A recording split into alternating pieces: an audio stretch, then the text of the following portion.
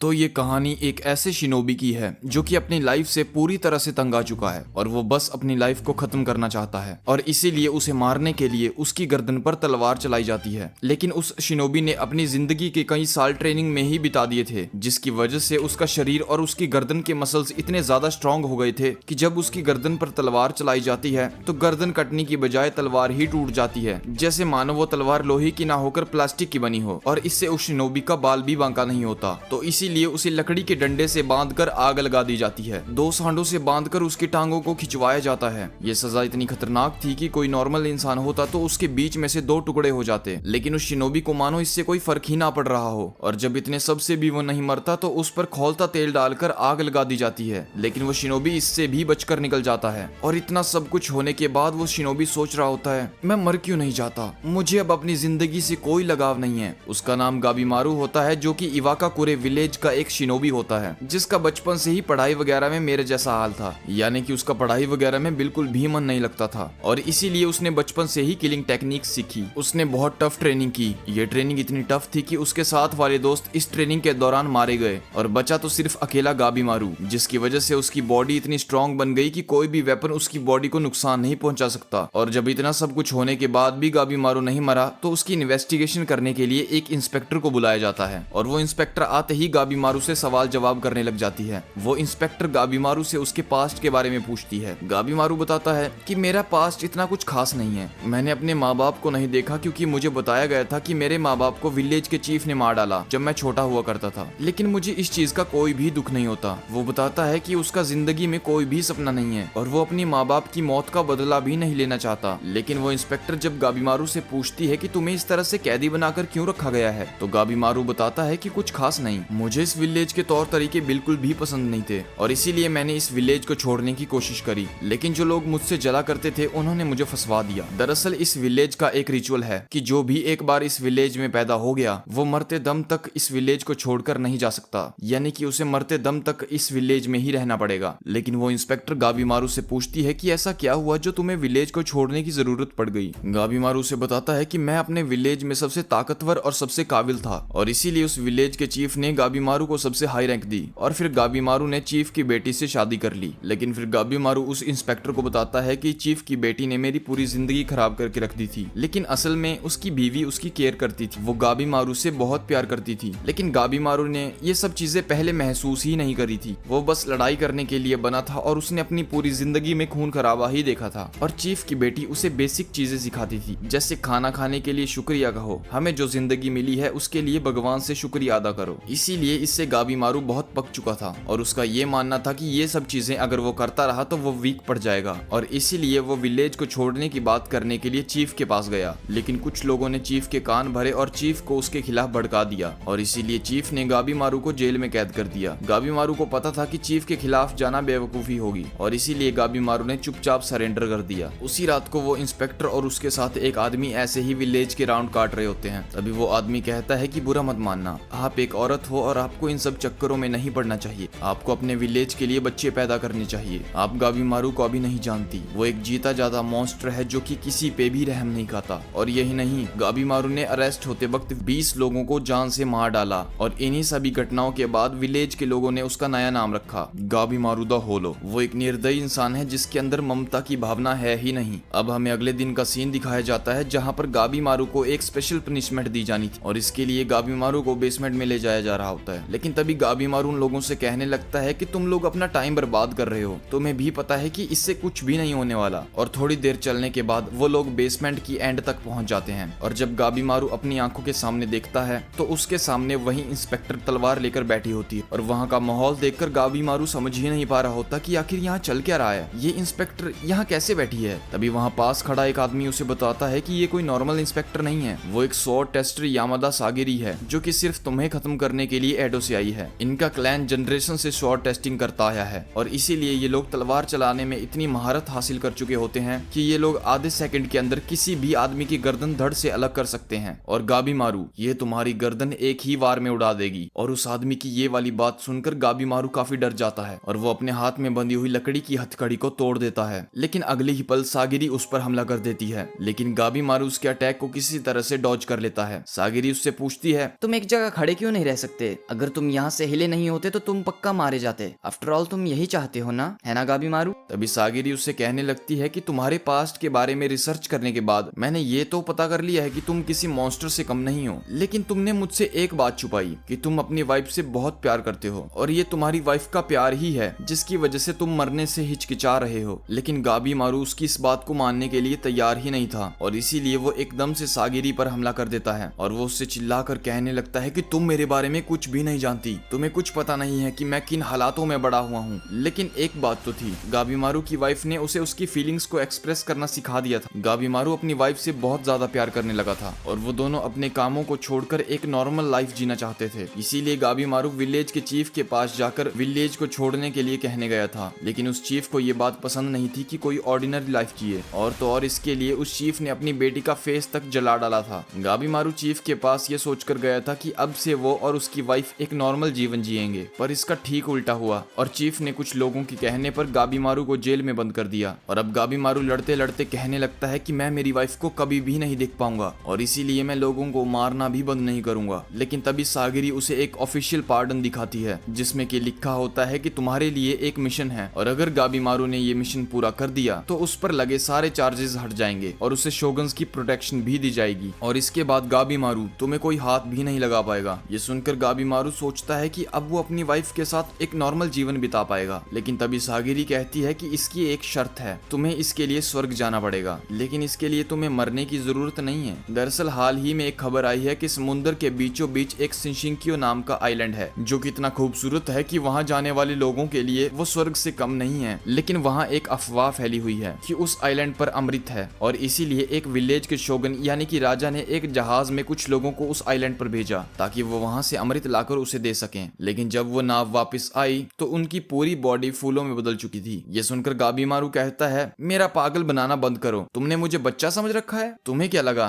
तुम मुझे परियों और हेवन की कहानी सुना दोगी और मैं इस कहानी पर यकीन कर लूंगा? सागिरी कहती है कि हर किसी को ये कहानी ही लगी थी, लेकिन जब उन्होंने नाव में उन लोगों की बॉडी को देखा तब उन लोगों ने इस घटना पर यकीन किया और फिर उस विलेज के राजा ने सोचा कि ये कैसी जगह है जहाँ पर ह्यूमन बॉडीज फ्लावर्स में बदल सकती हैं, इसका मतलब ये जगह एग्जिस्ट करती है और अमृत भी यहीं होगा। लेकिन उसके पास इतने लोग नहीं बचे थे जो कि बारी बारी आइलैंड पर जा सकें, इसीलिए उसने दुनिया भर के उन क्रिमिनल्स को चुना जिनको मौत की सजा सुनाई गई थी। लेकिन साथ ही वो क्रिमिनल्स ऐसे होने चाहिए जिनमें जीवन जीने की चाह हो और उनके सामने ऑफिशियल पार्डन रखा गया कि जो भी उस अमृत को लेकर आइलैंड से जिंदा वापस लौटेगा उसकी जिंदगी को बख्श दिया जाएगा। और सागिरी भी इसी काम के लिए एक क्रिमिनल को ढूंढने आई थी जिसमें जीवन जीने की चाह हो। और अब सागिरी गाबीमारू से कहती है कि मैंने तो ये तक सुन रखा है कि तुम्हारी वाइफ अभी भी जिंदा है और जब से तुम्हें सजा सुनाई गई है उसने खुद को आइसोलेट कर लिया है। वो ना तो किसी से बात करती है ना तो किसी को पता है कि वो कहाँ है, वो बस तुम्हारे लौटने का इंतजार कर रही है। और अब सागिरी गाबीमारू से पूछती है कि क्या तुम मेरे साथ चलोगे? गाबीमारू सोचता है कि अगर इस मिशन को करने से मुझे मेरी वाइफ वापस मिल जाएगी तो मैं मेरी वाइफ को पाने के लिए कुछ भी करूंगा। और ये सोचकर वो सागिरी को हाँ कर देता है और गाबीमारू अपने निंजुत्सु से वहाँ सारे लोगों को खत्म कर देता है और वो सागिरी के साथ एडो के लिए निकल जाते हैं। इसके बाद सीन चेंज होता है और हमें सागिरी के पास्ट के बारे में बताया जाता है जब सागिरी छोटी हुआ करती थी। दरअसल सागिरी ने बचपन में अपने फादर को एक क्रिमिनल की गर्दन को उड़ाते हुए देखा था। वो क्रिमिनल एक स्टोरी टेलर था जिसकी कहानी सुनाते सुनाते ही गर्दन उड़ा दी गई। लेकिन सागिरी के फादर ने यह काम इतनी स्मूथली किया था कि उस क्रिमिनल को पता ही नहीं चला कि कब उसकी मौत हो गई और मरने के बाद भी उस क्रिमिनल ने अपनी कहानी पूरी करी। और तभी से सागिरी ने यह ठान लिया था कि वो बड़ी होकर अपने पिता जैसी बनेगी। लेकिन बड़े होने के बाद सागिरी जिस भी क्रिमिनल की गर्दन को काटती थी वो क्रिमिनल गर्दन कटने के बाद बहुत पेन से गुजरता था क्योंकि सागिरी क्रिमिनल की गर्दन को काटते वक्त बहुत हिचकिचाती थी। वहीं दूसरी तरफ हमें आइलैंड का सीन दिखाया जाता है जहाँ पर बहुत सारे क्रिमिनल्स को इकट्ठा किया गया था और तभी एक बंदा वहाँ अनाउंसमेंट करने लगता है, तुम सभी गंदी नाली के कीड़े हो और यहाँ जो महान आदमी बैठे हैं ये तुम्हारे राजा हैं। तुम जैसी गंदी नाली के कीड़ों को इनके दर्शन हो गए, ये बहुत बड़ी बात है। ये सुनकर सारे क्रिमिनल्स भड़क जाते हैं, क्या बोल रहा है बे कुत्ते,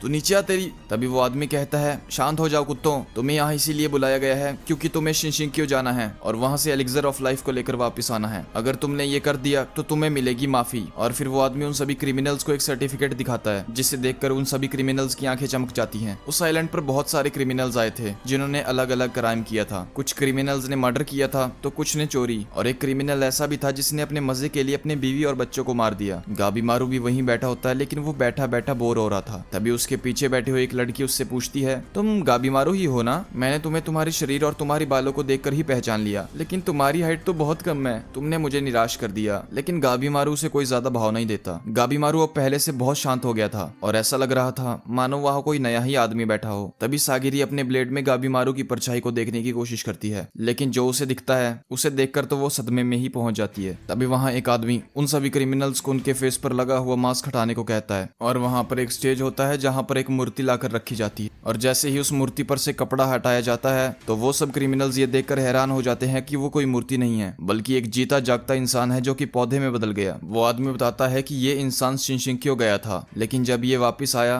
तो इसके सारे साथी मारे जा चुके थे और ये हमें ऐसी हालत में मिला। उस मूर्ति बने आदमी को देखकर वहाँ सारे क्रिमिनल्स डर जाते हैं और वो सभी क्रिमिनल्स कहने लगते हैं कि तुम हमें वहाँ मरने के लिए भेज रहे हो। लेकिन तभी वो आदमी उन क्रिमिनल्स से कहता है कि तुम सभी गंदी नाले के कीड़ों को फूलों में बदलने का मौका मिल रहा है, तुम लोगों के लिए ये किसी मेहरबानी से कम नहीं है। अच्छा, हम पर इतनी ही मेहरबानी करनी है तो तू खुद वहाँ क्यों नहीं चला जाता? ये कहकर वहाँ सारे क्रिमिनल उस पर भड़कने लगते हैं और वहाँ से एक क्रिमिनल उठकर जाने लगता है, लेकिन तभी पीछे से एक एग्जीक्यूशनर आता है और उसकी गर्दन को एक ही बार में उड़ा देता है। और तभी वहाँ स्टेज पर खड़ा हुआ वो आदमी कहता है, मैं तुम्हें एक चीज बताना ही भूल गया, तुम सभी यहाँ निगरानी में हो और तुम यहाँ से बचकर नहीं जा सकते। तुम्हें या तो शिनशिंक्यो जाना पड़ेगा या तो ये एग्जीक्यूशनर तुम्हें मार देंगे। और अब वो स्टेज पर खड़ा हुआ आदमी उन सभी क्रिमिनल्स को वहाँ के रूल समझाने लगता है कि उस आइलैंड पर लड़ाई के दौरान अगर तुम्हारे मॉनिटर को कुछ हुआ तो वापस आने के बाद तुम्हें भी मार दिया जाएगा, और अगर वापस आते वक्त तुम्हारा साथी तुम्हारे साथ नहीं है तब भी तुम्हें बोर्ड पर आने नहीं दिया जाएगा। और तभी वो राजा उस आदमी को अपने पास बुलाता है और उस आदमी के कान में कहता है कि यहाँ लोगों की गिनती बहुत है और इतने लोग बोट में फिट नहीं आएंगे। और तभी वो आदमी उन क्रिमिनल से कहता है कि तुम लोगों को अपनी गिनती कम करनी पड़ेगी क्योंकि हमारे पास बोट में इतनी जगह नहीं है कि सारे लोग आ सकें। ये सुनकर वो क्रिमिनल्स कंफ्यूज हो जाते हैं कि भला हम लोग अपनी गिनती कम कैसे करें। तभी वहाँ पर एक पीले बालों वाला क्रिमिनल दूसरे क्रिमिनल को जान से मार देता है, जिस पर वो बाकी एग्जीक्यूशनर्स एंड मॉनिटर्स भी कुछ नहीं कहते, यानी कि उन लोगों को एक दूसरे से लड़कर अपनी गिनती कम करनी होगी। और जाहिर सी बात है कमजोर लोग मारे जाएंगे और जो बचेंगे वो ही आइलैंड पर जा पाएंगे। और अब वो क्रिमिनल्स एक दूसरे से बुरी तरह से लड़ने लगते हैं। कई एक दूसरे के सिर पर चढ़कर पत्थर से मार रहे थे तो कई एक दूसरे के मुंह पर लात घुसे बजा रहे थे। तभी वो राजा उस आदमी से पूछता है कि ये लोग कौन हैं जिनके ऊपर रेड सील लगी हुई है। वो आदमी उस राजा को बताता है कि ये लोग वो लोग हैं जिनके पास कोई ना कोई सुपर पावर है। तभी वो आदमी एक पीले बालों वाले क्रिमिनल की तरफ इशारा करता है और वो आदमी उस राजा को बताता है कि ये छोटा है लेकिन इसके बावजूद वो पायरेट्स का नेता है। और फिर वो आदमी एक लड़की की तरफ इशारा करता हुआ कहता है कि ये लड़की एक कुनोइची है जिसने महल में हमला किया और महल के आखिरी इंसान तक को भी खत्म कर दिया। और फिर एक स्वॉर्ड्समैन को दिखाया जाता है जो कि इतनी कमाल की स्वॉर्ड चलाता है कि कोई भी उसके सामने टिक नहीं पाता।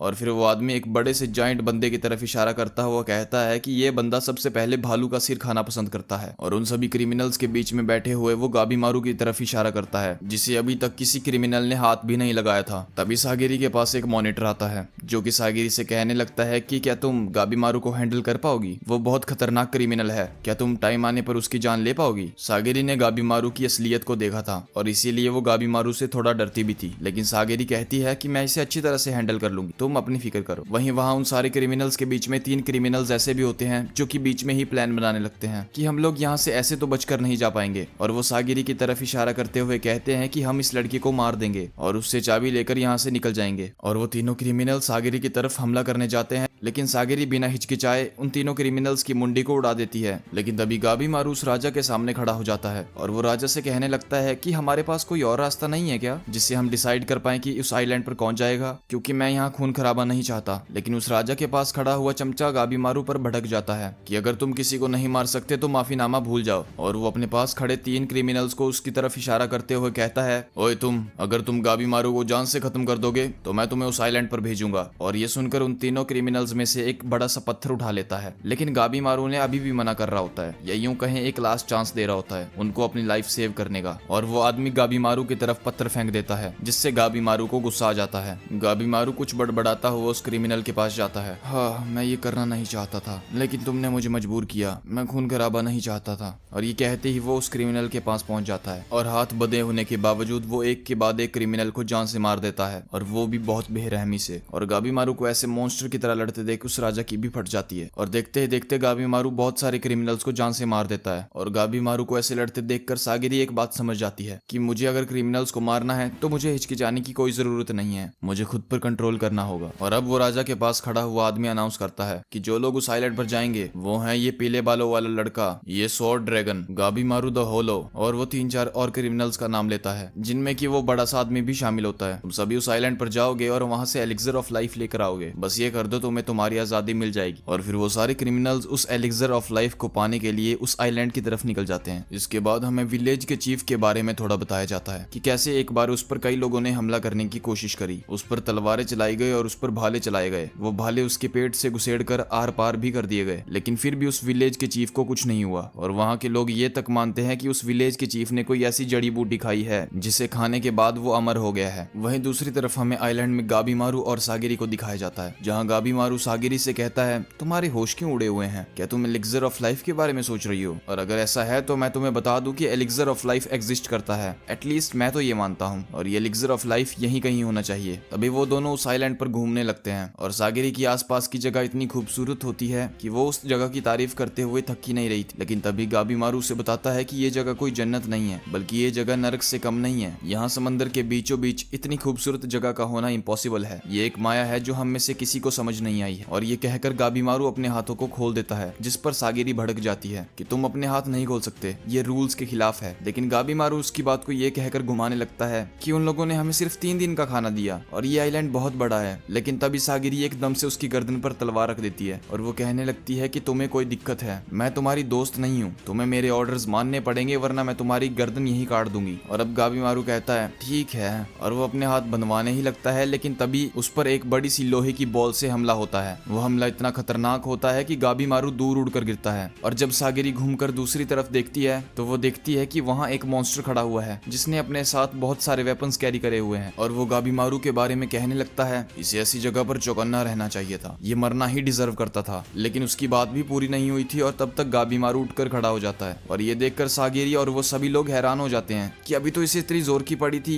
ये इतने जल्दी कैसे उठ गया। दरअसल वो दूसरा क्रिमिनल वॉरियर मंक है जिसे ट्रेनिंग के दौरान अपने ही वेपन से प्यार हो गया, और ये जितने भी वेपन्स अपने साथ कैरी करता है वो किसी ना किसी को मारकर उसे छीने गए वेपन्स हैं। तभी गाबीमारू सागिरी से कहता है उसके हाथों की तरफ देखो, वो बंधे नहीं है, अगर रूल्स लागू करने ही हैं तो सब पर होने चाहिए। तभी सागिरी उस क्रिमिनल के मॉनिटर से पूछती है कि इस जंगली के हाथ बंधे हुए क्यों नहीं है, लेकिन वो सागिरी की ही बेइज्जती कर देता है कि मैं तुम्हारे जैसी लो लेवल की रैंक वाली लड़की से बात भी करना पसंद नहीं करता, और रही बात हाथों की तो ये वापस जाते वक्त बंधवा लेगा। ये सुनकर सागिरी को बहुत गुस्सा आने लगता है और तभी वो क्रिमिनल अपने बक्से को नीचे रखता है और उसमें से एक वेपन निकालता है और उससे वो बहुत अजीब हरकतें कर रहा होता है और बहुत अजीब सी बातें कर रहा होता है कि हथियार तभी चमकते हैं जब उसे खून पिलाया जाए। लेकिन गाबीमारू फिर से नहीं लड़ना चाह रहा था क्योंकि वो अपनी वाइफ के बारे में सोच रहा था और उसकी वाइफ को खून खराबा बिल्कुल भी पसंद नहीं था। लेकिन वो मॉन्स्टर गाबीमारू की तरफ तेजी से आने लगता है और गाबीमारू को लगता है कि अब मेरे पास कोई और रास्ता नहीं है और गाबीमारू भी उस मॉन्स्टर की तरफ हमला करने जा ही रहा होता है। लेकिन तभी सागिरी गाबीमारू से कहती है पहले अपने हाथ बांधो, ये रूल्स के खिलाफ है। और जब तक गाबीमारू अपने हाथ बांधता वो मॉन्स्टर गाबीमारू पर कई बार हमला कर देता है, लेकिन मानो गाबीमारू पर उन हमलों का कोई फर्क ही ना पड़ रहा हो। और फिर जब गाबीमारू के हाथ बंध जाते हैं तो गाबीमारू उसी मॉन्स्टर के डंडे को पकड़कर उसे ऊपर उछाल देता है जिससे उसके सारे वेपन्स नीचे गिरने लगते हैं और वो एक वेपन को किक करता है जिससे वो उसके पेट में से आर पार हो जाता है और वो मॉन्स्टर नीचे गिर जाता है। पर नीचे गिरने के बाद भी वो मॉन्स्टर इतना ढीठ और बेशरम होता है कि वो फिर से उठने लगता है। लेकिन फिर गाबीमारू अपनी असली फॉर्म में आता है जिससे वो मॉन्स्टर फिर कभी उठने लायक नहीं रहता। और उसे मारने के बाद गाबीमारू सागिरी से कहने लगता है मेरे हाथ अभी भी बंधे हुए हैं, तुम चाहो तो देख सकती हो। तभी उस मॉन्स्टर का मॉनिटर उस मॉन्स्टर के सर को काटकर अपने साथ ले जाने लगता है और गाबीमारू के पूछने पर वो बताता है कि अगर क्रिमिनल मर जाता है तो सिंपली हमें उसके सर को काटकर वापस ले जाना होता है और अब मैं सीधा यहाँ से घर की तरफ जाऊंगा। लेकिन तभी सागिरी कहती है कि यहाँ पर बहुत सारे लोग गायब हो रहे हैं, तुम यहाँ से संभल कर जाना। लेकिन तभी वो मॉनिटर कहने लगता है कि संभलने की जरूरत तुम्हें है, ये आदमी जो तुम्हारे साथ खड़ा है ये एक जीता जाता मॉन्स्टर है, कहीं तुम ये तो नहीं सोच रही कि इसके हाथ बंधे हैं तो तुम सेफ हो। अगर ऐसा है तो तुमसे बड़ा मूर्ख कोई नहीं है। मैंने यहाँ आने से पहले आइलैंड पर काफी कुछ देखा है कि कैसे लोग एलिक्सर को पाने के लिए कुछ भी कर सकते हैं। कुछ लोगों ने खुद को कमजोर दिखाया ताकि वो मौके का फायदा उठा सके, कुछ ने एक दूसरे के साथ काम करने के बहाने जाल बिछाया। यहाँ लोग रूल्स को फॉलो नहीं करना चाहते, यहाँ वो लोग वो सब कुछ करेंगे जो उन्हें एलिक्सर ऑफ लाइफ को पाने के लिए करना होगा। लेकिन सागिरी उससे पूछती है कि अगर वो लोग रूल्स को तोड़ दें तो इससे उनकी जेल की रिहाई में कोई दिक्कत तो नहीं होगी। और इस पर वो मॉनिटर उसका फिर से मजाक उड़ा देता है और वो कहता है कि इस टाइम एलिक्सर ऑफ लाइफ सबसे इंपॉर्टेंट है, बाकी चीजें उसके बाद में आती हैं। लेकिन गाबीमारू उनकी कन्वर्सेशन को बीच में ही रोक देता है और उसको चुप करवा देता है और कहने लगता है तुम अपने पॉइंटलेस जोक्स बाद में मारना, फिलहाल हमें देरी हो रही, हमें चलना चाहिए सागिरी, हमें अभी बहुत काम करना है। और जैसे ही एग्जीक्यूशनर वहां से चले जाते हैं, सागिरी अपने मन में सोचने लगती है कि इसने सही तो कहा, देखा जाए तो मैं गाबीमारू के साथ कई दिनों से हूँ, लेकिन अब तक मुझे इसकी असलियत के बारे में कुछ भी पता नहीं चला है। तभी अचानक से गाबीमारू सागिरी पर अटैक कर देता है और फिर हम गाबीमारू के बचपन का एक फ्लैशबैक देखते हैं जब गांव के चीफ ने उसके मम्मी पापा को मार दिया था क्योंकि वो भी शांति से गाबीमारू के साथ रहना चाहते थे। उस वक्त चीफ की आवाज गाबीमारू के अंदर गूंजती थी, गाबीमारू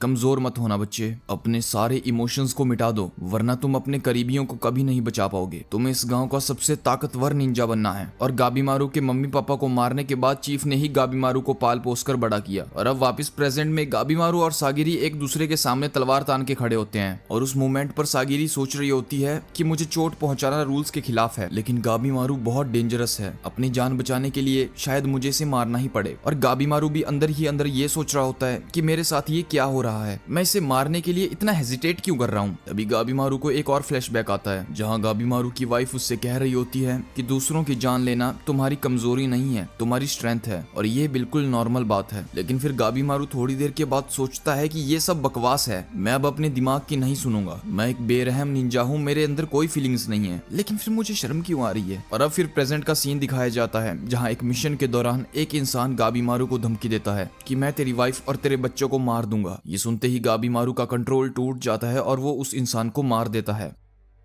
वहीं प्रेजेंट सीन में गाबीमारू सागिरी को मारने से हिचकिचा रहा होता है, लेकिन फिर उसे गांव के चीफ की बात याद आती है जिसकी आवाज उसके दिमाग में गूंज रही होती है कि जब तक तुम ताकतवर नहीं बनोगे तुम अपने करीबियों को कैसे बचा पाओगे। गाबीमारू अपने इमोशंस पर कंट्रोल पाता है और सागिरी की तलवार को तोड़कर उसे मारने के लिए रेडी हो जाता है, लेकिन उसके प्यार की ताकत उसकी नफरत से ज्यादा बड़ी थी। सागिरी गाबीमारू के चेहरे को देखकर ये समझ जाती है कि वो खुद को बदलने की कोशिश कर रहा है, पर उसकी अपब्रिंगिंग और उसके ट्रॉमास उसे रोक रहे हैं। गाबीमारू रोते हुए बोलता है क्या मैं इतना कमजोर बन गया हूँ कि मैं एक इंसान को मार भी नहीं पा रहा, अगर ऐसा ही चलता रहा तो मैं अपनी वाइफ को कभी नहीं बचा पाऊंगा। तभी उसके अंदर एक आवाज गूंजती है, गाबीमारू ये आंसू तुम्हारी वीकनेस नहीं तुम्हारी स्ट्रेंथ है, कभी कभी कुछ ना महसूस करना मौत के बराबर है, हम जीना उसी को कहते हैं जो कि महसूस करके जिया जाए, तुम बस अपने दिल की सुनो, सच का सामना करो, अपने प्यार के लिए लड़ो। और फाइनली गाबीमारू के प्यार की ताकत जीत ही जाती है और गाबीमारू ये डिसाइड करता है कि वो अपने प्यार के लिए लड़ेगा। और दूसरी तरफ तामिया और उसके एग्जीक्यूशनर्स को इंसानों की बनी हुई कुछ अजीब सी मूर्तियां दिखाई देती हैं जो कि उस सुंदर इलाके में बिल्कुल अलग ही लग रही होती हैं। और तभी एक कीड़ा उसके हाथ को काट लेता है और उस कीड़े का मुंह बिल्कुल अजीब सा था जैसे कि कोई ह्यूमन होता है। ये देखते ही तामिया अपने हाथ को काट लेता है और उसके कटे हुए हाथ से फूल उगना शुरू हो जाते हैं, बिल्कुल वैसे ही जैसे उस इंसान का हुआ था जो कि इकलौता जिंदा बच गया था। पर ये सब तो बस शुरुआत थी। उस आइलैंड पर अचानक से एक बहुत बड़ा मॉन्स्टर आकर खड़ा हो जाता है जिसकी आंखों से हाथ निकल रहे होते हैं जो कि दिखने में बहुत क्रीपी लग रहा होता है। और तो और झाड़ियों में से अजीब तरह के सेंटीपीड्स बाहर निकल रहे होते हैं। दूसरी तरफ गाबीमारू और सागिरी के सामने भी मछली के मुंह जैसा एक मॉन्स्टर खड़ा हो जाता है जिसने हाथ में माला डालकर दोनों हाथ जोड़े होते हैं। इसके बाद हम तामिया के एक फ्लैशबैक को देखते हैं जहां वो एक बार एक लॉर्ड से मिलने के लिए उसके मेंशन के अंदर जाता है। इस लॉर्ड के सरनेम में ड्रैगन आता था, इसीलिए उसने अपने महल के बाहर एक ड्रैगन की तस्वीर बनाई थी। तामिया और वो लॉर्ड शराब पीते पीते बातें कर ही रहे होते हैं, लेकिन बातें करते वक्त वो लॉर्ड मजाक मजाक में बोल देता है, तामिया भले ही तुम्हें ब्लेड ऑफ ड्रैगन कहा जाता है पर तुम एक असली के ड्रैगन को कभी नहीं मार सकते। और इस बात पर तामिया बहुत गुस्सा हो जाता है। वो इतना गुस्सा हो जाता है कि वो उसके मेंशन के दरवाजे के 2 टुकड़े कर देता है जिस पर ड्रैगन बना हुआ था, जिससे उस लॉर्ड का एक और दुश्मन बन जाता है और सजा के तौर पर लॉर्ड इसे पुलिस के हवाले कर देता है। और अब तामिया बोलता है, एक बार मुझ पर लगे चार्जेस माफ हो जाएं, उसके बाद इस लॉर्ड को दिखाता हूँ। पिछली बार तो दरवाजा काटा था, इस बार तो सीधा उसके मेंशन के ही 2 टुकड़े कर दूंगा। और साथ ही साथ वो फूजी नाम के एक बौने का मजाक भी उड़ाने लगता है। वो फूजी से कहता है कि ये छोटे छोटे चाकू जो तुमने ले रखे हैं इससे तुम पक्का मुर्दों को काटते होगे ना। इस पर फूजी कहता है कि हमारा काम सिर्फ उन्हें मारना ही नहीं है बल्कि हम हथियारों के टेस्ट भी करते हैं। हम लोग मुर्दा लाशों पर स्टडी करते हैं और उनसे दवाइयां बनाते हैं, और अगर तुमने फिर से मेरी क्लैन या मेरी बेइज्जती करी तो तुम्हें चीर के रख दूंगा। ये सुनकर तामिया कहता है, जो भी हो बस तुम मेरे रास्ते में मत आना। और फिर इसके बाद वो दोनों आइलैंड में इधर उधर घूमने लगते हैं। और कुछ देर चलने के बाद तामिया उस बौने से कहता है, मेरे पास एक आइडिया है, क्यों ना हम बाकी क्रिमिनल्स को जान से मार दें, फिर तो उससे जादू की अमृत को ढूंढना और भी आसान हो जाएगा। पर इन्हें क्या पता था कि इस आइलैंड पर क्रिमिनल से भी ज्यादा खतरनाक चीजें घूम रही हैं। इस तरफ ये मछली के मुंह वाला मॉन्स्टर गाबीमारू पर अटैक करने लगता है और गाबीमारू एक ही वार में उसका मुंह तोड़ देता है। पर उन मॉन्स्टर की अजीब सी शक्लें देखकर गाबीमारू को शिनोबी का रूल नंबर 5 याद आता है, जिसके हिसाब से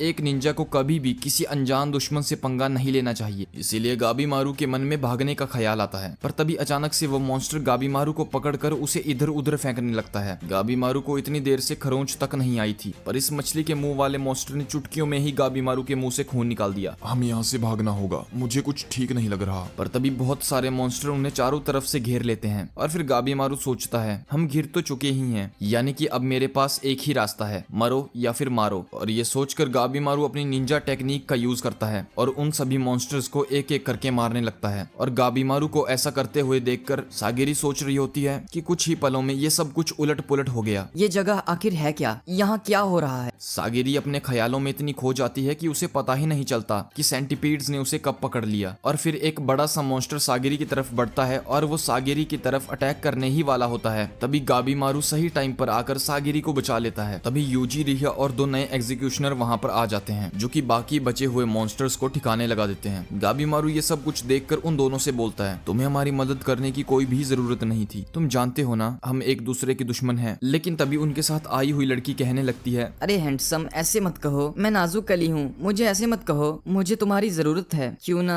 हम दोनों साथ मिलकर काम करें। पर हमारा गाबीमारू सख्त लौंडा है। और इतना कहते ही वो उस लड़की का हाथ मोड़कर उसे घुटनों पर गिरा देता है और वो कहने लगता है तेरी ये चालें मुझ पर काम नहीं करने वाली। लेकिन सागिरी नोटिस करती है कि ये लड़की तो ठीक है, पर इसके साथ ये दो एग्जीक्यूशनर्स क्या कर रहे हैं। लेकिन तभी एक एग्जीक्यूशनर बोलता है मैं मोरो माकिया के साथ था, लेकिन इस लड़की ने उसे धोखा देकर मार दिया। और फिर मैं समझ गया कि इस लड़की को संभालना एक एग्जीक्यूशनर की बस की बात नहीं है, इसीलिए मैं भी अब इस पर नजर बनाए रखे हुए हूँ। हमें जल्द से जल्द उस अमृत को ढूंढकर इस आइलैंड से बाहर निकलना होगा। क्या बोलते हो गाबीमारू? वो लड़की कहती है उस अमृत को मिलने के बाद हम में से सिर्फ एक आजाद हो पाएगा, तो क्यों ना तब तक एक दूसरे का यूज कर लिया जाए। क्या तुम मुझसे डरते हो गाबीमारू? लेकिन गाबीमारू उस लड़की से थोड़ा दूर हट जाता है और फिर वो बोलता है कि तुम्हारे साथ काम करके मेरा क्या फायदा होगा। वो लड़की कहती है तुम मुझे अपनी ताकत दो और मैं तुम्हें इंफॉर्मेशन दूंगी। चलो एक एग्जांपल देती हूँ। तुम्हें लग रहा होगा कि इस आइलैंड पर मॉन्स्टर सबसे बड़ा खतरा है, पर उनसे भी ज्यादा बड़ा खतरा है यहाँ के कीड़े। इन कीड़ों का चेहरा बिल्कुल इंसान जैसा है और इनके पंख में जहर है। अगर इन्होंने तुम्हें काट लिया तो तुम्हारी हालत बिल्कुल वैसी हो जाएगी जैसी उस आदमी की थी। और अगर सेंटीपीड्स की बात की जाए तो तुम्हें उनसे डरने की जरूरत नहीं है, ये सिर्फ मरी हुई लाशों को ही खाते हैं। तुम्हें ये सब कहाँ से पता चला? वो लड़की कहती है हाँ, दरअसल मैंने मोरो माकिया को टेस्ट सब्जेक्ट बनाया था और उस पर फिर अपना थोड़ा सा प्यार दिखाया और फिर उस पर ये सारे एक्सपेरिमेंट्स परफॉर्म कर दिए और फिर मैंने काम निकलने के बाद उसे मार दिया। और तभी एक चश्मिश एग्जीक्यूशनर बोलता है हाँ ये सही कह रही है, इस आइलैंड पर जो स्टेच्यूज हमने देखे उनके गले में जो ताबीज थी वो काफी हद तक इंटेलिजेंस सिस्टम से मैच करती है। हम सभी को मिलकर काम करना होगा। मैं वादा करती हूँ जो भी मुझे इन्फॉर्मेशन मिलेगी मैं वो सबके साथ शेयर करूंगी। लेकिन तभी सागिरी को चक्कर आने लगते हैं और कुछ देर बाद वो जमीन पर गिर जाती है। और इसके बाद हम आजाचोबी और तोमाना के एग्जीक्यूशनर को देखते हैं और उनके सामने 3 बड़े मॉन्स्टर आ जाते हैं। पर आजाचोबी की ताकत बहुत ज्यादा होती है और वो एक ही बार में तीनों मॉन्स्टर्स को मार देता है। दरअसल ये दोनों भाई हैं। बचपन में इस बंदे के माता पिता की मौत हो गई, लेकिन ये बंदा अपने मॉम डैड की मौत के बाद भी नहीं रोया। ये बंदा खतरनाक लुटेरों के साथ लड़ने के बावजूद उन्हें कंट्रोल कर लेता है और बहुत छोटी उम्र में ये लुटेरों का लीडर बन गया। शराबी के एक समुराई से पकड़े जाने के बावजूद इसने सिचुएशन को जल्दी एनालाइज कर लिया और तोमाकी को भागने के लिए कहा ताकि बाद में वो आकर उसे बचा सके। और तोमाया क्लैन के अंदर घुसकर 1 महीना ऑफिशियल मेंबर ही बना रहा और 1 महीने बाद इसने अपने भाई आजाचोबी को आजाद करा लिया। इसके बाद हम वापस प्रेजेंट में आते हैं जहाँ मॉन्स्टर्स की तादाद बढ़ रही थी। आजाचोबी अपने भाई तोमायामा के बाल पकड़ लेता है और अपने भाई की तरफ देखकर बिना हेल्प किए वहां से भाग जाता है। तोमायामा अपने मन में सोचता है इसने मुझे अकेला क्यों छोड़ा? शायद मेरे भाई ने मुझे इसीलिए छोड़ा क्योंकि मैं उसकी तरह मुश्किल हालातों में खुद को नहीं डाल सकता।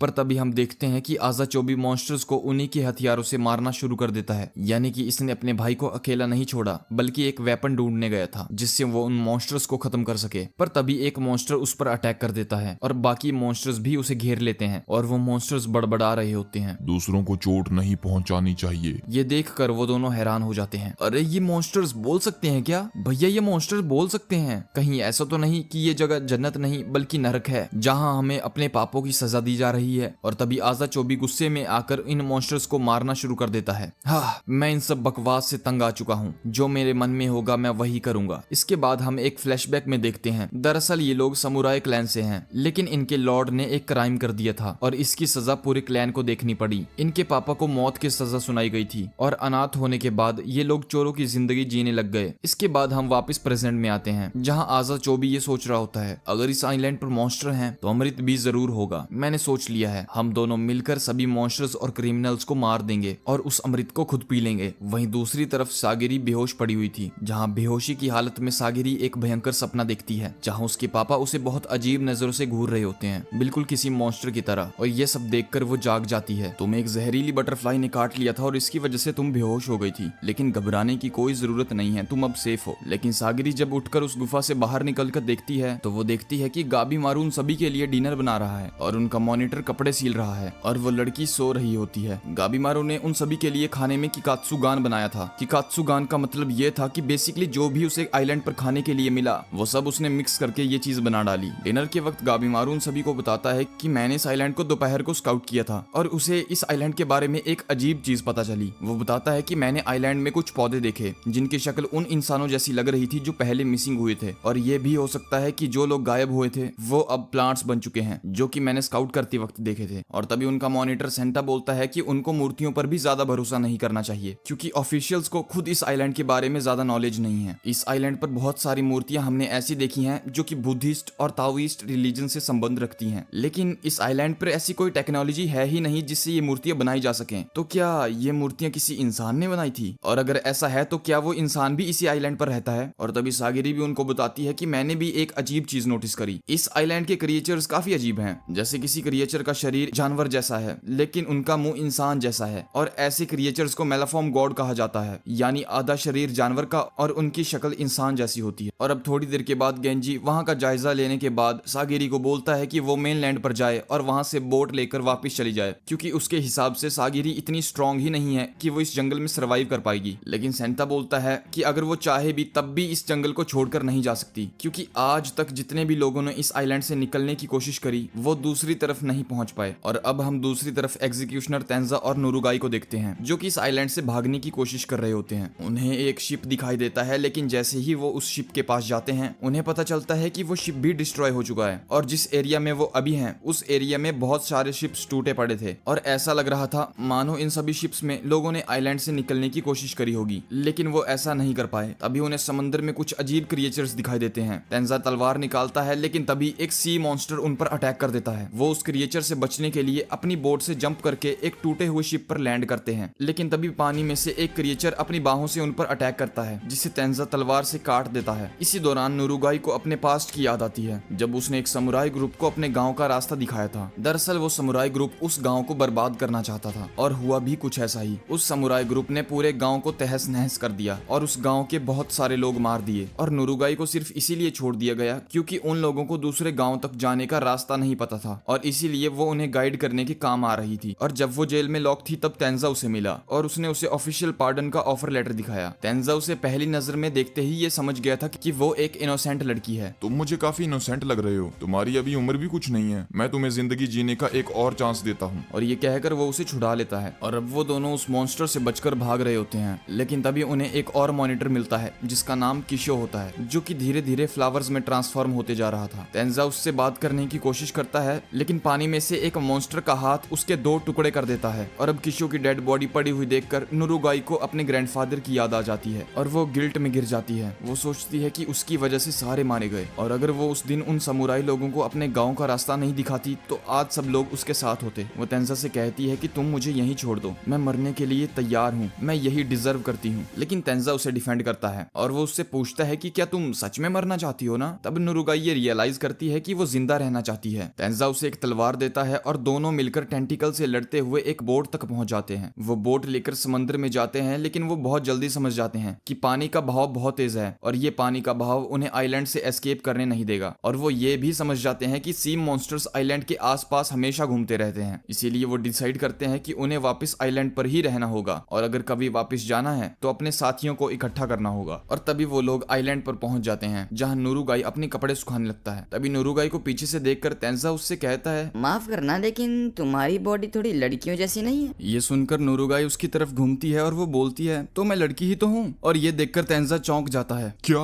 मैं अब तक एक लड़की के साथ था? कमाल है, इस बात की भनक अब तक मुझे क्यों नहीं लगी। नुरुगाई उससे कहती है, तुम मुझे बहुत पसंद आए और जब हम इस आइलैंड से वापस जाएंगे तब मैं तुमसे शादी कर लूंगी। क्या बोल रही हो? पहले तुम दूसरी तरफ, उस तरफ मुड़ो, ये सब ठीक नहीं है। दूसरी तरफ घूम जाओ, तुमने कपड़े नहीं पहन रखे। वहीं दूसरी तरफ गेंजी और सेंटा इस आइलैंड से वापस जाने की कोई ना कोई ट्रिक ढूंढ रहे होते हैं, लेकिन गेंजी कहता है इस आइलैंड के मॉन्स्टर्स बहुत ज्यादा खतरनाक हैं और हम हर पल अपनी मौत से खेल रहे हैं। और वो एक बार फिर से सागिरी को कहता है, सागिरी ये मिशन किसी वुमेन के लिए नहीं है, तुम एक काम क्यों नहीं करती, तुम आइलैंड से बोट पकड़ो और यहाँ से वापस निकल जाओ, इससे पहले कि इस आइलैंड पर तुम्हें कुछ हो जाए। लेकिन सेंटा उसे कहता है कि गाबीमारू कई बार आउट ऑफ कंट्रोल हो जाता है और अगर गाबीमारू को रोकना होगा तो सागिरी उसके लिए हेल्पफुल हो सकती है, क्योंकि उन सभी को ये लगता है कि गाबीमारू सागिरी के साथ टाइम बिताने के बाद चेंज हो गया है। उसी रात को सागिरी गाबीमारू के पास बात करने के लिए जाती है। तब बात करते करते गाबीमारू सागिरी से पूछता है कि अब उसकी तबीयत बेहतर है ना, क्योंकि गाबीमारू जानता था जो चोट गाबीमारू ने सागिरी को दी थी लड़ाई के दौरान, उसकी वजह से इंसेक्ट्स का पॉइजन जल्दी इफेक्ट करता है। ये सुनने के बाद सागिरी थोड़ी हैरान होती है, क्योंकि गाबीमारू जैसा बंदा उसकी तबीयत के बारे में पूछ रहा है, लेकिन वो बताती है कि अब मैं पहले से काफी ठीक हूँ, थैंक्स टू यू गाबीमारू। तब गाबीमारू बातों ही बातों में उसे ये बताता है कि पता नहीं कैसे तुम मुझे शांत रखने में हेल्प करती हो, और गाबीमारू उससे ये भी कहता है कि कहीं ना कहीं तुम मुझसे ज्यादा स्ट्रांग हो, पर वो इसे शब्दों में एक्सप्लेन नहीं कर पाता, और जैसा भी जो भी उसके मन में आता है वो सागिरी को बोल देता है। और गाबीमारू सागिरी को कहता है कि जैसे जैसे तुम नई नई चीजें एक्सपीरियंस करती जाओगी वैसे ही तुम अपनी असली स्ट्रेंथ को समझ पाओगी। अब अगले दिन सागिरी गेंजी से कहती है कि वो इस आइलैंड से वापस नहीं जाएगी, क्योंकि पिछली रात गाबीमारू की बातों का उस पर बहुत असर हुआ था। लेकिन गेंजी उसे डराने के लिए तलवार निकाल देता है, पर सागिरी तुरंत 1 सेकंड के अंदर उससे तलवार छीन लेती है। इससे गेंजी को बहुत गुस्सा आता है और वो गुस्से में अपनी तलवार को वापस उठाता है। लेकिन तभी रोकुरोता नाम का एक जायंट सा राक्षस उनके पीछे से आ जाता है और रोकुरोता गेंजी पर अपने हाथ से वार कर देता है, जिससे गेंजी का पेट कट जाता है और वो दूर उड़कर एक पेड़ से टकरा जाता है। तभी हमें रोकुरोता का फ्लैशबैक दिखाया जाता है, जहां हम देखते हैं कि रोकुरोता को बचपन से ही एक डिजीज थी, वो जितना भी खा ले उसकी भूख शांत ही नहीं होती थी और इसीलिए वो खाता ही रहता था। जब वो छोटा हुआ करता था तब उसे चीजों के साथ खेलना भी बहुत पसंद था, लेकिन जैसे जैसे उसका शरीर बढ़ता गया उसकी भूख भी और बढ़ती गई और उसकी भूख इतनी बढ़ गई कि उसने इंसानों को खाना शुरू कर दिया और धीरे धीरे करके उसने अपने पूरे गांव वालों को खा लिया और यहाँ तक कि उसने अपने मॉम और डैड को भी नहीं छोड़ा। और अब गेंजी को मारने के बाद वो सागिरी की तरफ अटैक करने लगता है, लेकिन तभी वहाँ पर गाबीमारू आ जाता है और वो रोकुरोता के फेस पर एक जोरदार किक करता है, जिससे रोकुरोता 3-4 पेड़ तोड़कर बहुत दूर गिरता है। लेकिन उसकी किक का कुछ ज्यादा असर नहीं हुआ था और रोकुरोता तुरंत उठ जाता है और उसे ऐसा करते देख गाबीमारू को पता चल जाता है कि ये कोई मामूली मॉन्स्टर नहीं है। अरे यार, ये मेरी किक का इस पर कोई असर क्यों नहीं हुआ, ये आदमी है या हथौड़ा। तभी गाबीमारू को अपनी ट्रेनिंग याद आती है, जहाँ उसे सिखाया गया था कि जब भी तुम अपने एनिमी से लड़ने जाओ सबसे पहले उसकी एबिलिटीज को एनालाइज करो, और इसीलिए गाबीमारू उस मॉन्स्टर के अटैक को एनालाइज करने की कोशिश करता है। पर तभी रोकुरोता अपने पास में एक पेड़ को जमीन से उखाड़ता है और गाबीमारू की तरफ फेंक देता है। गाबीमारू उस अटैक से डॉज तो कर लेता है, पर वो तुरंत सोचता है, यार इसने पूरे के पूरे पेड़ को कितनी आसानी से उखाड़ दिया, ये मुझसे कई ज्यादा स्ट्रॉन्ग है, मैं इसे अकेले नहीं हरा पाऊंगा। और ये सोचकर गाबीमारू अपनी पार्टनर यूजिरिया से हेल्प मांगता है, लेकिन यूजिरिया उसकी हेल्प करने से मना कर देती है और वो उसे याद दिलाती है कि उसका रोल सिर्फ इन्फॉर्मेशन इकट्ठा करना है, किसी से लड़ना नहीं है, और वो बस एक पेड़ पर बैठकर उसे चीयर करने लगती है। और वहीं दूसरी तरफ अब रोकुरोता को काफी ज्यादा भूख लगने लगी थी और इसीलिए उसको बहुत ज्यादा गुस्सा आ गया था और वो गाबीमारू की तरफ अंधाधुंध वार करने लगता है और गाबीमारू उसके अटैक से बहुत मुश्किल से बच पा रहा था। और लड़ाई के दौरान गाबीमारू के दिमाग में बस एक ही चीज चल रही थी कि अगर उसके हाथ का एक भी वार गाबीमारू के शरीर पर लग गया तो वो तुरंत मारा जाएगा, और इसीलिए गाबीमारू कुछ पत्थरों को हवा में उड़ाकर उसकी तरफ फेंकता है, पर उस भैंस जैसे बंदे पर उसका कोई असर नहीं होता। यार, इससे भी कुछ नहीं हुआ, ये दानव मरता क्यों नहीं। और अब गाबीमारू एक स्पेशल टेक्निक यूज करने जा रहा था। गाबीमारू अब अपना कमरबंद निकालता है और निंजुत्सु करके उसे स्टील से भी ज्यादा स्ट्रॉन्ग बना लेता है, और अब गाबीमारू कमरबंद से उस पर हमला करता है, लेकिन उसका ये वाला अटैक भी बेअसर साबित होता है। उसके बाद गाबीमारू अपनी नई नई टेक्निक्स ट्राई करता है, लेकिन कोई भी टेक्निक काम नहीं आती। अरे यार, ये दानव तो मरने का नाम ही नहीं ले रहा, इसे कैसे हराया जाए। दूसरी तरफ सागिरी गेंजी के जख्मों का इलाज करने की कोशिश कर रही होती है, लेकिन गेंजी उसे रोकता है क्योंकि उसे पता होता है कि अब वो नहीं बच पाएगा। वो सागिरी से बोलता है तुम भाग जाओ, पर सागिरी उसे मना करते हुए कहती है कि वो उसे छोड़कर नहीं जाएगी। साथ ही सागिरी गेंजी को बोलती है कि तुम होप मत छोड़ो। ये सुनकर गेंजी रियलाइज करता है कि सागिरी ने अपनी लाइफ का रास्ता चुन लिया है, और गेंजी ये भी रियलाइज करता है कि मैं कितना गलत था, मैं इसे इस आइलैंड से भगाने की कोशिश कर रहा था। ये सब कुछ सोचकर गेंजी उसे अपनी स्वॉर्ड दे देता है और गेंजी उसे समझाने लगता है कि एक वॉरियर की असली स्ट्रेंथ उसके अंदर होती है। और अब गेंजी सागिरी को उसकी स्वॉर्ड दे देता है और उसे ऑर्डर देता है, जाओ सागिरी, जाकर रोकुरोता को मार दो। वहीं दूसरी तरफ गाबीमारू अपने सारे पैंतरे आजमा चुका था, लेकिन उसे ये समझ ही नहीं आ रहा था कि अब वो क्या करे। उसने अपनी सारी टेक्निक्स का यूज कर लिया था। लेकिन जैसे ही रोकुरोता गाबीमारू पर अटैक करता है, वो देखता है कि अटैक करने के दौरान रोकुरोता की एक उंगली कटकर जमीन पर गिर जाती है। और जब गाबीमारू पीछे मुड़कर देखता है तो उसे पता चलता है कि ये उंगली किसी और ने नहीं बल्कि सागिरी ने काटी थी, जो कि गाबीमारू का साथ देने के लिए फाइट में उतर चुकी है। और सागिरी गाबीमारू को ये बताती है कि चाहे कोई कितना ही स्ट्रॉन्ग क्यों ना हो, हर इंसान की हड्डियों के बीच में एक गैप होता है जहां अगर वार किया जाए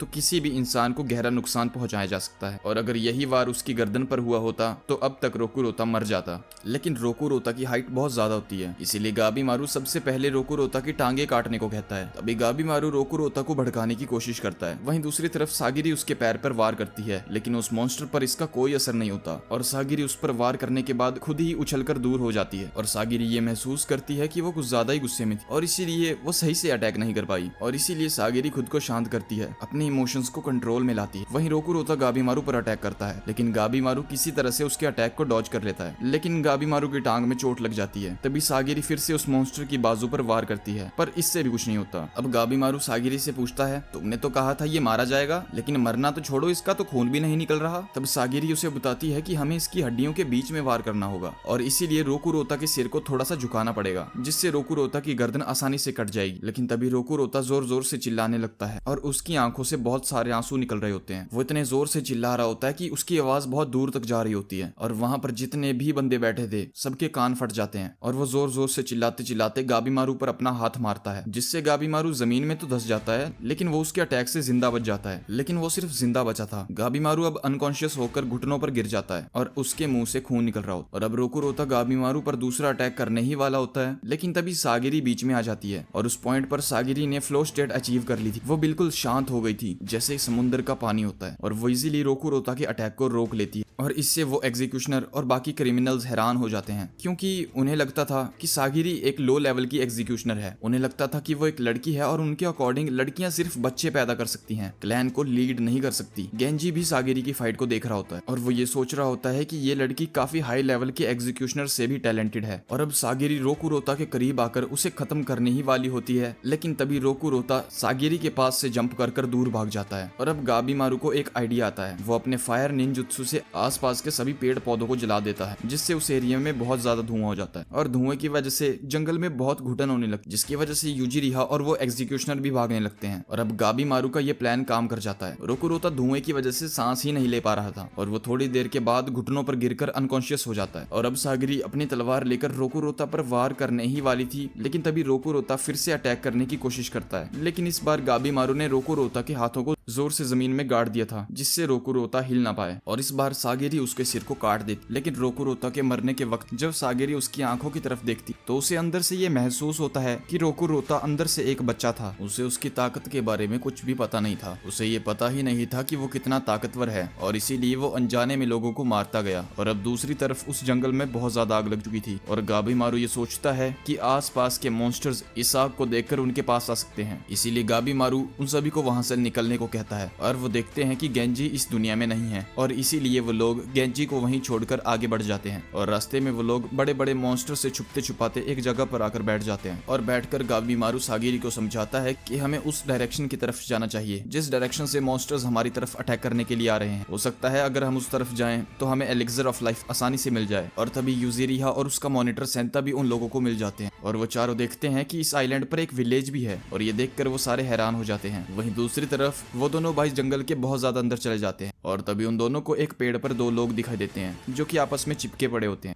और उन दोनों को चिपके देखकर ही उन दोनों भाइयों को ये पता चल जाता है कि वो दोनों मॉन्स्टर्स हैं, जिनमें से येलो बालों वाले का नाम जूफा होता है। और जूफा उन दोनों भाइयों पर गुस्सा हो जाता है क्योंकि उन दोनों भाइयों ने आकर उन्हें डिस्टर्ब कर दिया था। वहीं दूसरी तरफ गाबीमारू ये सोच रहा होता है कि इस विलेज के लोग भी बाकियों की तरह मॉन्स्टर तो नहीं है। तभी गाबीमारू ये चीज नोटिस करता है कि उस पर कोई नजर रख रहा है। वो एक लड़की होती है और गाबीमारू उसके पीछे पीछे दौड़ता है और गाबीमारू जैसे ही उसे पकड़कर उसकी हुडी उतारता है तो वो ये देखकर हैरान हो जाता है कि वो लड़की छोटी सी बच्ची है। और तभी एक पेड़ अपनी जगह से उठकर खड़ा हो जाता है मानो वो पेड़ ना होकर एक इंसान हो, और वो गाबीमारू की तरफ अटैक कर देता है। और इसी बीच वो लड़की फिर से भागने लगती और अब गाबीमारू उस पेड़ को इग्नोर करके उस लड़की के पीछे पीछे भागने लगता है, क्योंकि गाबीमारू को ये लग रहा था कि उस लड़की से उसे इस आइलैंड के बारे में कुछ ना कुछ इन्फॉर्मेशन तो जरूर मिलेगी। पर वो पेड़ गाबीमारू को बीच बीच में रोकने की कोशिश कर रहा होता है, लेकिन हमारा गाबीमारू उस पेड़ के अटैक को डॉज करके उसके मुंह पर एक किक मार देता है, जिससे वो पेड़ थोड़ी देर के लिए अटैक करना बंद कर देता है। और इसी दौरान सागिरी भी उनके पीछे पीछे आने लगता है। और वहीं दूसरी तरफ यूजिरिहा सेंटा के चश्मे को हटा देती है और वो कहने लगती है कि मैं जो टेक्निक अभी यूज करने जा रही हूँ, मैं नहीं चाहती कि वो टेक्निक तुम देखो। और यूजिरिहा एक कप से एक लिक्विड जैसी चीज पी लेती है और सेंटा ये देखकर हैरान हो जाता है कि उस कप में से वो लिक्विड पीने के बाद यूजिरिहा की बॉडी से भी लिक्विड जैसी चीज निकलने लगती है। वहीं दूसरी तरफ गाबीमारू उस लड़की के पीछे पीछे भागते भागते उस लड़की को पकड़ ही लेता है, लेकिन तभी वो लड़की गाबीमारू को पकड़कर जमीन पे पटक देती है। और अपने साथ ऐसा होता हुआ देखकर गाबीमारू पूरी तरह से शॉक हो जाता है, क्योंकि इतनी छोटी बच्ची के लिए इतने भारी इंसान को पटक पाना बहुत मुश्किल है। लेकिन तभी सागिरी भी उनके पीछे पीछे भागती भागती आ जाती है और सागिरी उस लड़की को मनाने लगती है कि हम तुमको मारना नहीं चाहते, हम तुमको कोई नुकसान नहीं पहुंचाएंगे, हम तो सिर्फ तुम्हारे से थोड़ी बात करना चाहते हैं। पर सागिरी जैसे ही उस लड़की के करीब जाती है तो वो छोटी लड़की अपने हाथ से कुछ चमकदार चीज निकालती है और फिर सागिरी की तरफ पंच करने ही वाली होती है, लेकिन तभी गाबीमारू उसके पंच को अपने ऊपर ले लेता है। और गाबीमारू को जैसे ही वो मुक्का पड़ता है उसे उस लड़की के स्ट्रेंथ का पता चल जाता है। उसका मुक्का इतना जोरदार होता है कि गाबीमारू उसके एक ही मुक्के से 3-4 कदम पीछे हट गया था। और गाबीमारू ये सोचता है कि अगर ये वार सागिरी पर हुआ होता तो सागिरी अभी तक जिंदा नहीं होती। और अब गाबीमारू कहता है बस बहुत हुआ, और वो पेड़ों की रस्सियों से उस लड़की को बुरी तरह से बांध देता है और उसे हवा में लटका देता है। लेकिन इससे वो छोटी बच्ची रोने लगती है और उस बच्ची को ऐसे रोता हुआ देखकर वो लोग उसे नीचे उतार देते हैं और सागिरी उसे चुप करवाती है। और तभी यूजिरिहा भी उनके पास आ जाती है और जब वो लोग यूजिरिहा से ये पूछते हैं कि तुम अब तक कहाँ थी, तो यूजिरिहा उन सबको झूठी बोल देती है, मैं तो एक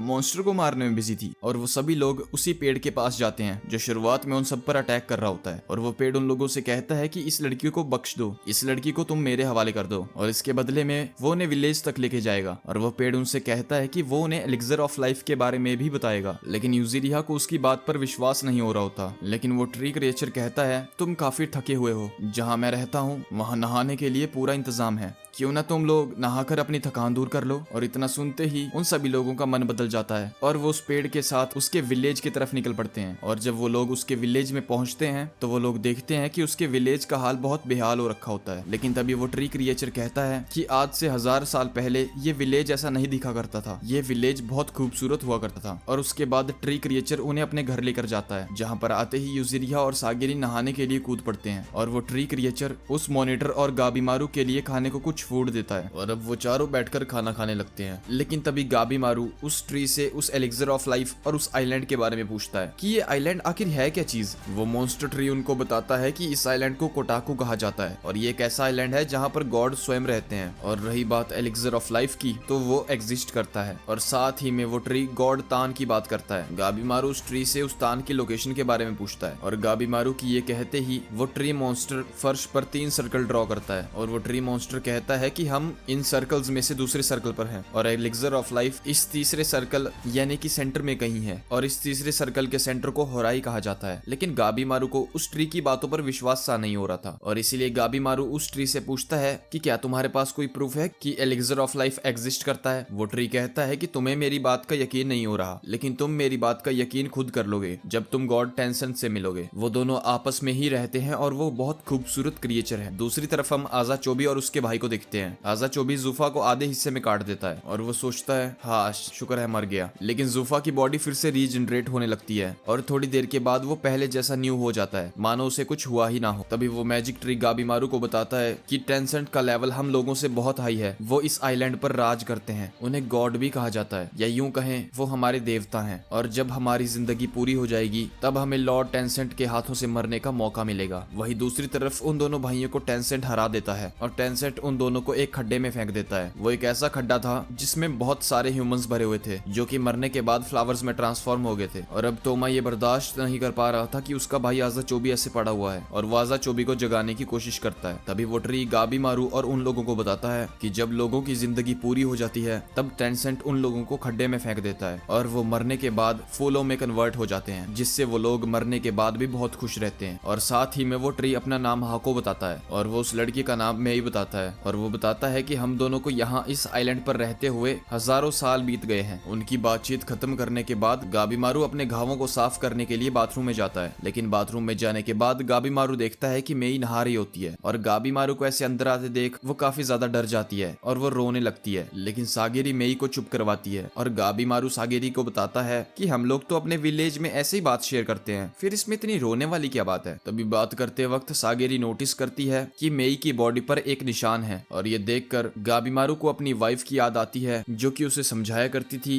कि प्रॉपर रेस्ट लेना कितना जरूरी है। गाबीमारू की वाइफ गाबीमारू की नहाने में हेल्प करती थी और गाबीमारू अपनी वाइफ के स्कार से बिल्कुल भी शर्मिंदा नहीं होता था, क्योंकि गाबीमारू की नजरों में उसकी वाइफ उसके लिए सबसे ब्यूटीफुल लेडी थी और इसके बाद चाहे उसकी बॉडी पर स्कार्स हों या कुछ, गाबीमारू को उन सबसे फर्क नहीं पड़ता था। और इसीलिए गाबीमारू मेई को समझाता है कि तुमको इन निशानों की वजह से शर्मिंदा होने की कोई जरूरत नहीं है, बल्कि ये तुम्हारी सुंदरता को और निखारते हैं। और अब थोड़ी देर के बाद गाबीमारू को ये लगता है कि उनके पास बैठकर बातें करने का वक्त नहीं है। तभी हमें फ्लैशबैक में तेंजा का पास्ट दिखाया जाता है, जहाँ पर हम देखते हैं कि तेंजा की परवरिश अच्छी तरह से नहीं होती और उसकी देखभाल करने के लिए भी कोई नहीं होता और इसीलिए उसके पास लोगों से पैसे और खाने चुराने के अलावा कोई और रास्ता होता ही नहीं। कुछ तलवारबाजों की नजर उस पर पड़ती है और इससे तेंजा को गुस्सा आ जाता है और वो सभी तलवारबाजों को पीट देता है। वो उनका पीट कर बुरा हाल कर ही रहा होता है, लेकिन तभी एक एग्जीक्यूशनर शियोन आकर उन्हें बचा लेता है और ये थी तेंजा की स्टोरी। तभी प्रेजेंट मोमेंट में हम देखते हैं कि तेंजा नुरुगाई के साथ आइलैंड पर घूम रहा होता है, लेकिन तभी उनके सामने एक टेंसिन जूजिन आकर टपक पड़ता है और वो उनसे बड़ी बदतमीजी से बात करने लगता है। और थोड़ी देर के बाद वो टेंसेंट एक औरत में से एक आदमी में तब्दील हो जाता है और वो उनसे उन मॉन्स्टर्स के बारे में पूछने लगता है जो कि इस आइलैंड पर मरे पड़े थे, क्योंकि वो टेंसेंट जानना चाहता था कि उन मॉन्स्टर्स की इस हालत के पीछे कहीं ये दोनों तो नहीं। उन दोनों को वो मॉन्स्टर काफी खतरनाक लगता है और इसीलिए वो दोनों उससे दूर भागने लगते हैं, लेकिन जूजिन उन दोनों को पकड़ लेता है और वो तेंजा की तरफ बिजली से हमला करता है, जिससे तेंजा दूर उड़कर गिरता है। और अब नुरुगाई तेंजा को देखने के लिए उसके पास भागी भागी चली जाती, लेकिन तभी जूजिन नुरुगाई को मारने के लिए उसके पास बढ़ने लगता है। पर तभी तेंजा अपनी तलवार से उस मॉन्स्टर की आंख पर वार करता है, लेकिन वो ये देखकर हैरान हो जाता है कि थोड़ी देर में उसकी आईज पहले जैसी हो जाती और ये देखकर तेंजा नुरुगाई से कहता है तुम्हें यहाँ से भागना होगा। और इतना कहते ही तेंजा अपनी स्पेशल टेक्निक का यूज करता है। वो उस मॉन्स्टर के कई टुकड़े कर देता है और उसके टुकड़े कर वो दोनों वहां से भागने लगते हैं, लेकिन वो मॉन्स्टर रीजनरेट होता होता फिर से उनके सामने आकर खड़ा हो जाता है। लेकिन तभी शियोन उस मॉन्स्टर की तरफ अपनी स्वॉर्ड से अटैक करता है, जिससे उन दोनों को भागने का टाइम मिल जाता है। और हम देखते हैं कि शियोन अपनी आंखों से देख नहीं पाता, लेकिन फिर भी उसकी कड़ी ट्रेनिंग के बाद वो सब कुछ इतनी परफेक्टली महसूस कर लेता है कि उसको कभी आंखों की कमी महसूस ही नहीं होती। और असल में शियोन तेंजा का मास्टर होता है और शियोन ये बताता है कि हम लोग घर जा ही रहे होते हैं, लेकिन तभी उसे इस आइलैंड पर एक ऐसी एनर्जी का एहसास होता है जो एहसास उसने पहले कभी नहीं करा था। और तभी वो तेंजा से पूछता है कि तुम नुरुगाई की हेल्प क्यों कर रहे हो। उसने ये इसीलिए कहा क्योंकि शियोन के दिमाग में ये था कि क्रिमिनल्स उन्हें किसी भी वक्त धोखा देकर अपनी जान बचा सकते हैं, लेकिन तेंजा नुरुगाई की साइड लेते हुए कहता है कि इसकी कोई गलती नहीं है, ये बिल्कुल इनोसेंट बच्ची है।